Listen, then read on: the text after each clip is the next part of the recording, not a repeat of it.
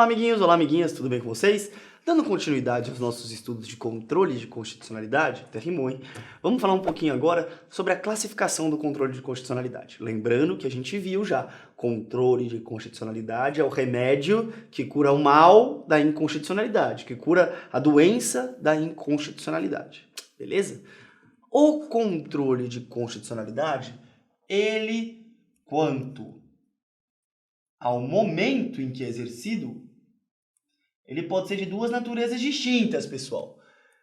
Ele pode ser preventivo ou ele pode ser repressivo. Controle de constitucionalidade preventivo é aquele exercido antes do aperfeiçoamento do ato. Antes da lei virar lei, antes do ato virar ato. Por exemplo, no nosso país, a gente tem algumas modalidades de controle de constitucionalidade preventivo. Quer uma dica? Antes de virar lei, uma lei é projeto de lei. E enquanto o projeto de lei é em trâmite perante as casas do nosso Congresso Nacional, há exercício do controle de constitucionalidade preventivo, porque a lei ainda não virou lei. É o controle feito, por exemplo, pela CCJ, Comissão de Constituição e Justiça, que avalia a constitucionalidade dos projetos de lei. E também é o controle exercido pelo Poder Executivo, quando veta projetos de lei ordinária ou projetos de lei complementar que são contrários à Constituição Federal. São duas modalidades de controle preventivo, porque é exercido antes do ato virar ato, beleza? E o controle repressivo, por seu turno, ele é aquele que é feito após o ato virar ato, após a lei virar lei, após o aperfeiçoamento do ato ou lei. Tudo bem? Ele é exercido, em regra, no nosso país, pelo Poder Judiciário. E é esse controle aqui, ó, controle repressivo de constitucionalidade, que a gente vai estudar. A partir de agora, no nosso curso, toda vez que eu falar controle de constitucionalidade, eu estou falando do controle de constitucionalidade repressivo exercido pelo Poder Judiciário, que 99,9% das questões que caem em exame de ordem, nos mais diferentes concursos públicos do nosso país, são referentes a controle de constitucionalidade repressivo exercido pelo Poder Judiciário. Beleza? 2.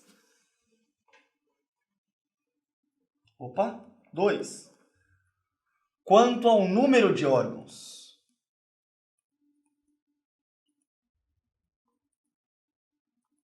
Quanto ao número de órgãos, o controle ele pode ser difuso ou ele pode ser concentrado. Importante, aí vocês já ouviram esses nomes na vida de vocês, com certeza. Controle difuso de constitucionalidade é aquele exercido por todo e qualquer magistrado. Todo e qualquer juiz tem competência para julgar a constitucionalidade de leis ou atos normativos. Eis o controle difuso. Ele foi inventado nos Estados Unidos. Daí a gente também pode poder chamar o controle difuso de controle americano. Tudo bem? O controle concentrado, em contrapartida, é aquele que atribui a um único órgão a competência para declarar leis e atos normativos constitucionais ou inconstitucionais. Justamente, concentrado, concentra-se num único órgão. Ele foi inventado por um cara chamado Hans Kelsen. Por isso que ele também é conhecido como controle europeu, como controle austríaco ou como controle alemão de constitucionalidade. Beleza? Para a gente terminar a aula de hoje de classificação do controle de constitucionalidade, vamos ao item 3.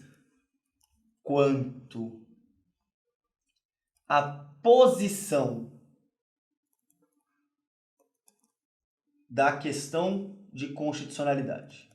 Da questão constitucional, tudo bem?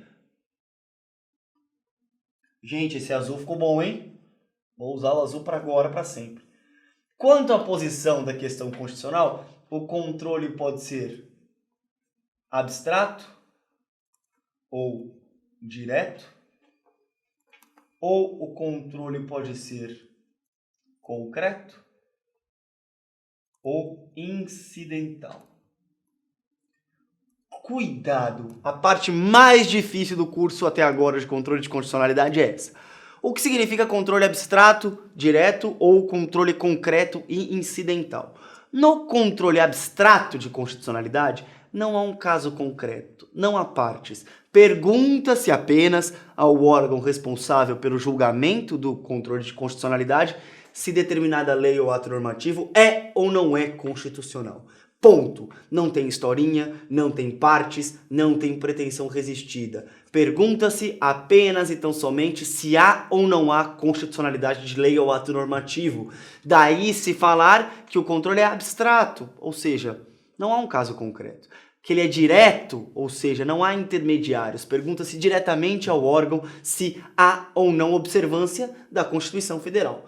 Ao passo que no controle concreto ou incidental é um processo normal. Um processo com partes, com uma pretensão resistida, com litígio, que no meio deste litígio surge a questão de constitucionalidade como uma das causas de pedir, como uma das causas de defesa ou como uma das causas da petição inicial. Um dos pedidos está fundamentado na questão de constitucionalidade, de tal modo que incidentalmente, isto é, a parte será julgada a questão constitucional.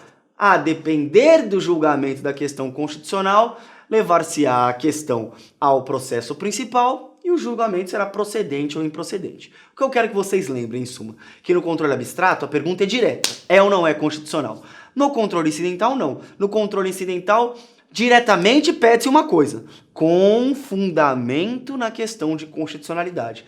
Daí se falar que no controle abstrato ou direto, a questão de constitucionalidade é o pedido, ao passo que no controle incidental ou concreto, a questão de constitucionalidade é a causa do pedido. Tudo bem? Cuidado! A gente vai falar um pouquinho mais disso nas próximas aulas, porque isso é difícil. Grande beijo e até lá!